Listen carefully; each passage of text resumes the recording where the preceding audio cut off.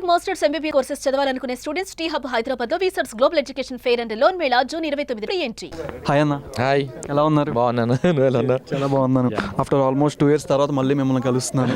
Serial టైంలో షూటింగ్లో కలిసాను మిమ్మల్ని, మళ్ళీ ఇప్పుడు కలుస్తున్నాను.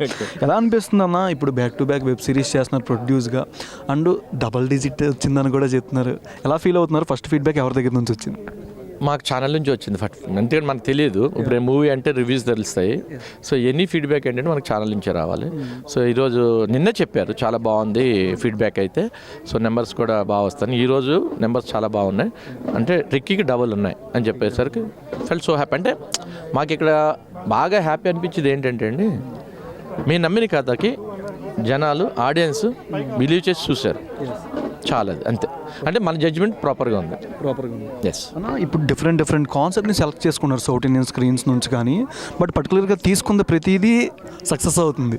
అసలు ఎలా సీక్రెట్ అంటే ఏం చెప్పచ్చు? సీక్రెట్ ఏం లేదు. అంటే మనకు నచ్చింది ఆడియన్కి నచ్చుతుంది అన్నప్పుడు ఏమవుతుందంటే శ్రీరామ్ గారి జడ్జిమెంట్ కరెక్ట్గా ఉంది అంటారు.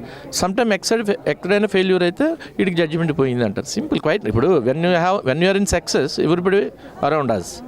మనం సక్సెస్లో లేమంటే అయిపోయింది పడిపోయిన అంటారు. కామన్. ఇవన్నీ ఏంటంటే మనం మెంటల్గా ప్రిపేర్ అయిపోయి మనం చూస్తున్న లైఫ్లో ఎక్స్పీరియన్సెస్.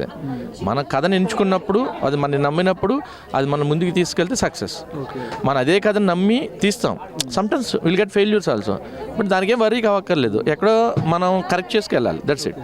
నెక్స్ట్ అప్కమింగ్ ప్రాజెక్ట్స్ కానీ సీరియల్స్? కోచ్ జయం చేస్తున్నాను. మోస్ట్లీ 14th టెలికాస్ట్ ఉంటుంది.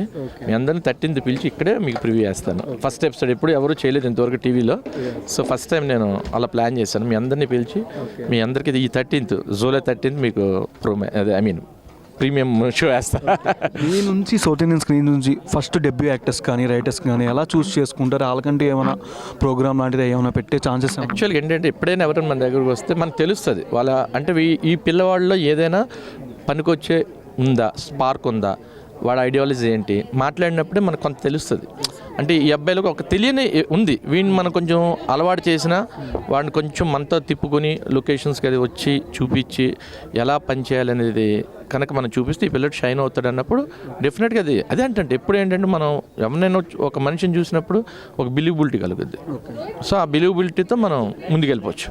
విరాట్ పాలనలో అభిజ్ఞావ్ గారిని పెట్టారు, అండ్ నెక్స్ట్ ఏ అమ్మాయిని, ఏ హీరోయిన్ చూస్ చేసుకుంటారు? అది ఇంకా అక్కడి వరకు రాలేదు. మాకు డైలాగ్ వెర్షన్ దగ్గర ఉన్నాము. నెక్స్ట్ స్టోరీ ఒకసారి అది ఫైనల్ అయిపోతే డెఫినెట్గా అప్పుడు కాస్టింగ్ వెళ్తాం. ఫస్ట్ ఎప్పుడు కాస్టింగ్ చేయాలి, ఎందుకంటే మనం ఈరోజు కాస్టింగ్ చేసి 3 months తర్వాత అంటే వాళ్ళు వేరే దాంట్లో బిజీ ఉంటారు, అప్పుడు కుదరకపోవచ్చు. అందుకంటే మనం about to go for shoot అనేసరికి ఏంటంటే అప్పుడు ఇమీడియట్గా మనం ఇది చేస్తాం అనమాట. కాస్టింగ్. కంగ్రాచులేషన్స్ అన్న. Thank you so much. Suman టీవీలో మీ పర్సనల్ అండ్ బిజినెస్ ప్రమోషన్స్ కోసం కింది నెంబర్కి కాంటాక్ట్ చేయండి.